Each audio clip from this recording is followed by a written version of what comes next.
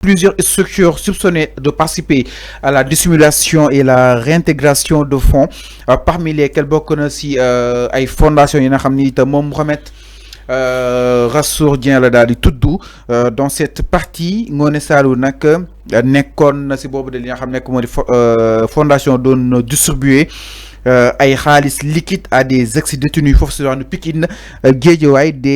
Ces scènes largement partagées renforcent les interrogations sur le rôle exact de la journaliste dans ce dispositif présenté par la CENTIF comme une technique classique de blanchiment social, l'utilisation de dons et d'actions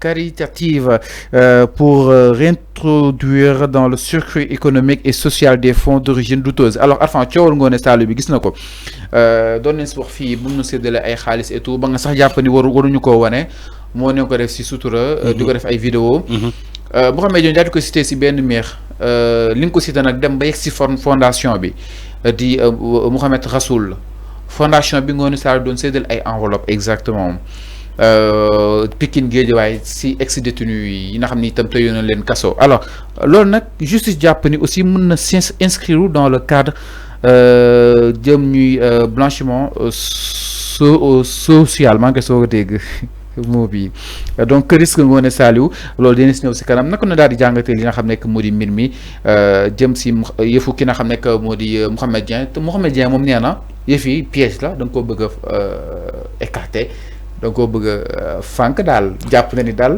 digg sërëx la. oui Mohamed Dieng bu waxee loolu c'est dafa yomb ay kàddu yu yomb. kan moo ko bëgg a effacer. nee na digg sërëx la de. waaw kan moo ko def digg sërëx boobu. kan moo ko piégé.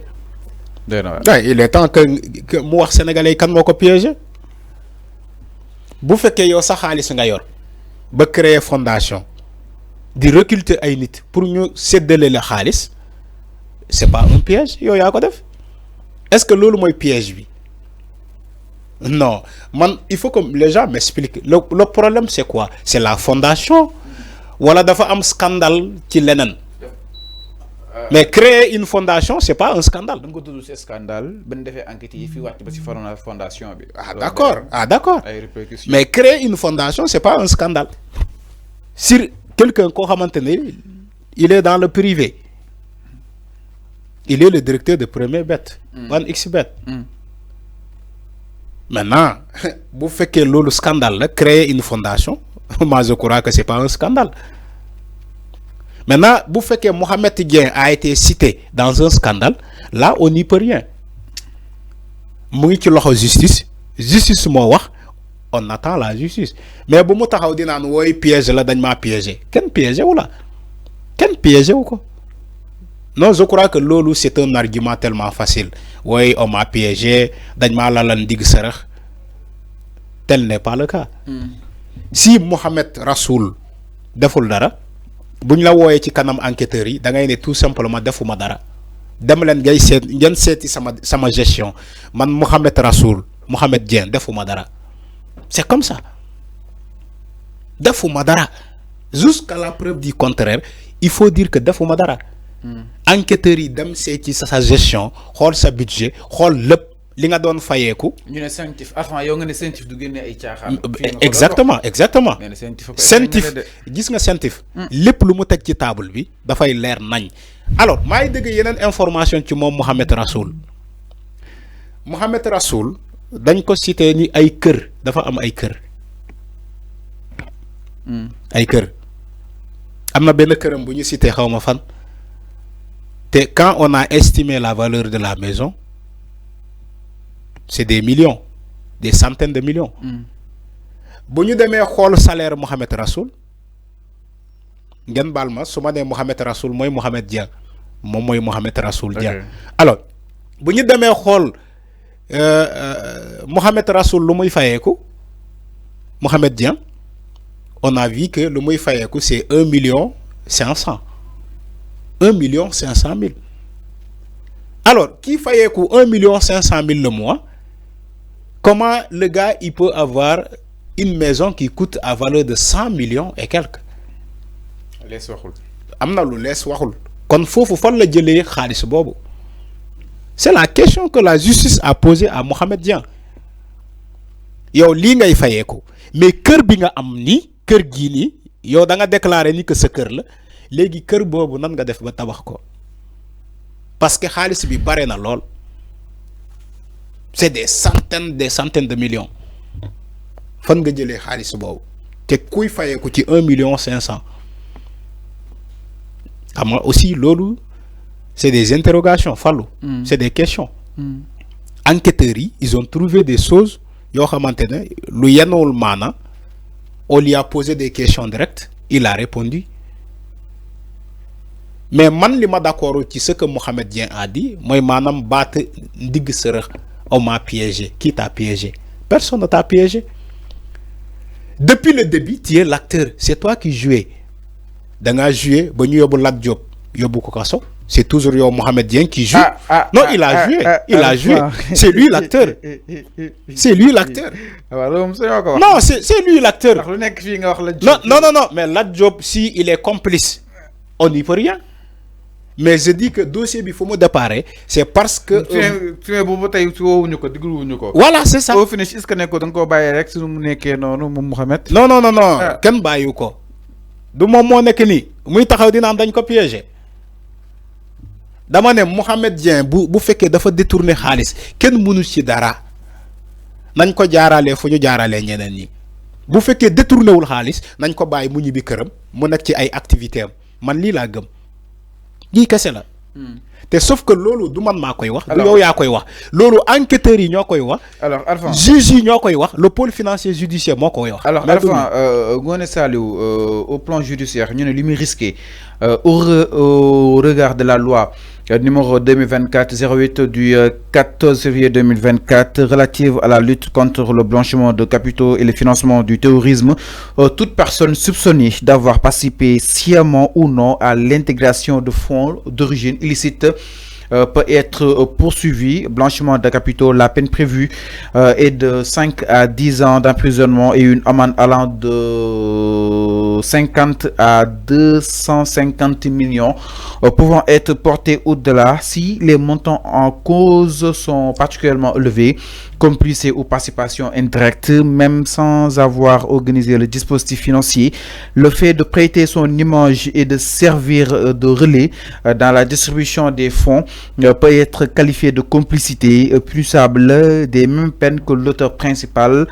Atteinte à l'obligation de vigilance si la journaliste ne peut justifier l'origine des fonds qu'elle distribue, qu'elle quand même s'expose aussi à des sanctions pénales pour défaut de diligence ainsi que des restrictions professionnelles. Madame les képp ku ñu jox te ngay séddale na la woon ki la jox ngay séddale fan la jëlee fonds yi Arfan Fallou ndax lii moom comme léegi Arfan Arfan mi su ma joxoon 100 millions ne ma séddale ko te Arfan laaj ma ko 100 millions fu mu jógee man daal du ma la jox 100 millions nga séddale ko non waxin la maanaam comme c'est exemple bu gën a terre à terre donc képp ku ñu jox ne la séddaleel fexeel ba ki la jox ne la séddaleel na nga am xaalis fan la jógee Arfan c'est pas forcément fii de man je vais poser une question un peu Ngoné Saliou lan mooy mbiram ci dossier boobu ñu ne dafa doon séddale kese exposé non arrêtez-vous aussi est-ce que les responsabilités de Ngoné Saliou sont engagées ci dossier Mohamed Dieng